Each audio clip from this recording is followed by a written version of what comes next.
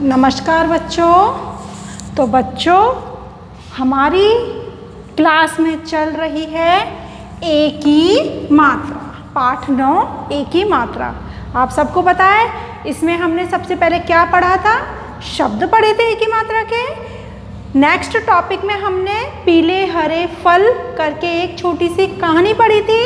बहुत अच्छी कहानी थी। माताजी बाजार गई थी, बहुत सारे फल लाई थी, उसकी चाट बनाई थी, चाट खाई थी। पिताजी बाजार से शाम को करेले लाए थे, माँ ने वो पकाए थे, शाम को खाने में सबने खाए थे। इस तरीके से एक छोटी सी हमने एक ही मात्रा के शब्दों से बनी हुई छोटी सी कहानी पढ़ी।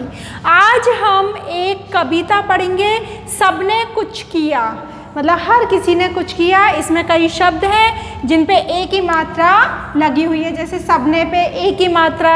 इसमें भी कई बीच बीच में शब्द आएंगे जिन पर एक ही मात्रा का प्रयोग किया गया है।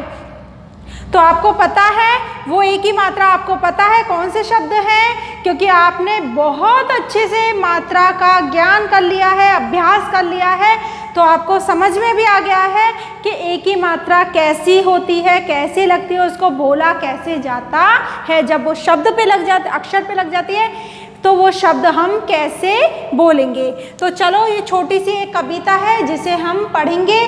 तो मेरे साथ साथ बच्चों आप बुक खोलिए, पेज नंबर 50 को ओपन कीजिए और मेरे साथ साथ पढ़िए। मेरे साथ साथ पढ़ोगे तो आपको पता चल जाएगा कि आपकी मैम शब्द को कैसे पढ़ रही हैं, हम भी उसी प्रकार पढ़ें। और फिर मेरे बाद भी उसको आप एक बार पढ़ोगे, अच्छे से याद करोगे। तो चलो स्टार्ट करते हैं, शुरू करते हैं अपना हम एक ही मात्रा पाठ 9 सबने कुछ किया।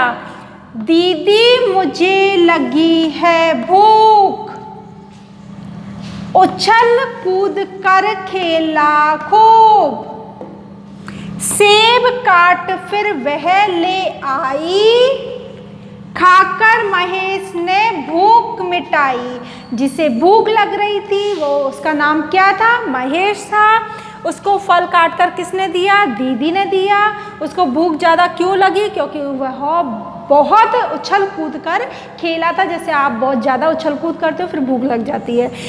खाकर महेश ने भूख मिटाई, नेहा चल दी अब बाजार, लेकर आई केले 4, सबने मिलकर केले खाए।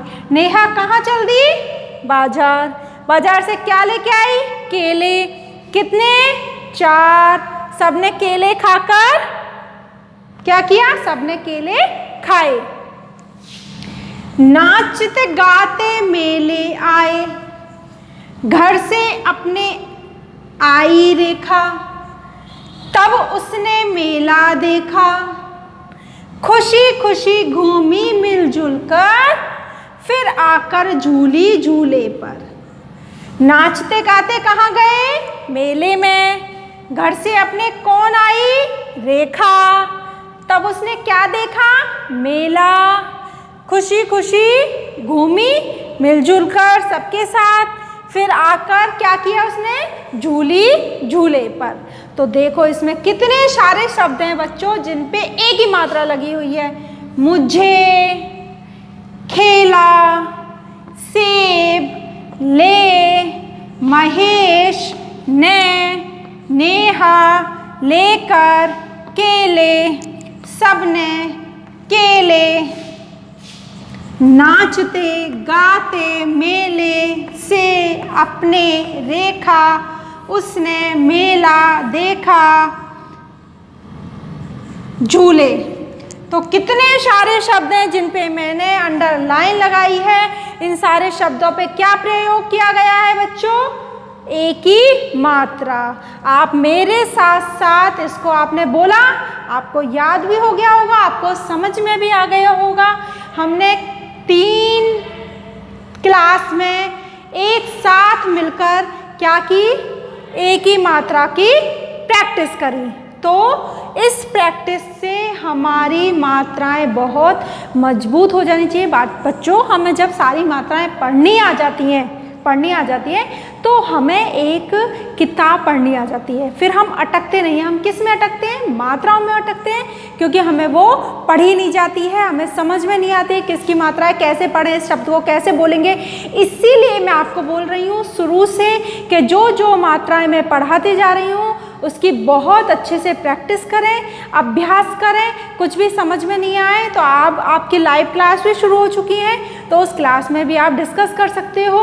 उस क्लास में आप पहले लिख कर रखोगे कि हमें ये प्रॉब्लम है, हमें अपनी मैडम से ये डिस्कस करना है, 1 by 1 करना है, ताकि मुझे भी आपकी वॉइस समझ में आए और आपको भी मेरे आंसर समझ में आए। तो उससे पहले हमें लाइव क्लास देख लेने से पहले अपने वीडियो देखने पड़ते हैं कि हमारी मैडम ने आज वीडियो में पढ़ाया क्या है, क्योंकि उस वीडियो के आधार पे ही, उस पूरे लेसन के आधार पे ही हम आपसे क्वेश्चन पुटअप करते हैं, पूछते हैं और आप हमें समझते हैं, हम आंसर देते हैं। आई होप तो आपको बहुत अच्छे से पढ़ाई करनी है, समझना है हर चीज़ को, जब भी अपनी टीचर से प्रश्न पुटअप करने हैं, पूछने हैं, हम आपको बहुत अच्छे से उत्तर देंगे। अब ये कहानी आपको 2 से 3 बार पढ़नी है। आपका यही होमवर्क है कि इस कहानी को अच्छे से पढ़ें। अगली क्लास में हम प्रश्न 1, 2 और 3 के साथ आपको दोबारा मिलेंगे।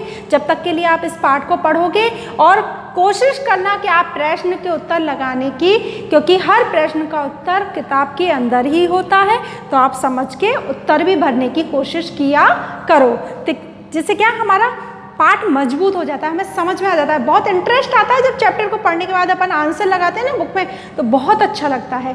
तो इसके लिए आपको अपने पेरेंट्स की मदद के साथ, मैं मानती हूँ आप छोटे छोटे बच्चे हो, तो पेरेंट्स की मदद के साथ आपको अपना पाठ पढ़ना है, समझना है और क्वेश्चन आंसर भी पुटअप करने मैडम से पहले करके दिखाना है अपना काम, जैसे हम स्कूल में करते थे। स्कूल में भी मैं यही काम करवाती थी आपसे, आपको चैप्टर पढ़ाने के बाद आपसे बोलती थी आप अपने आप प्रश्नों के उत्तर लिखिए, तो वही काम आप कीजिए।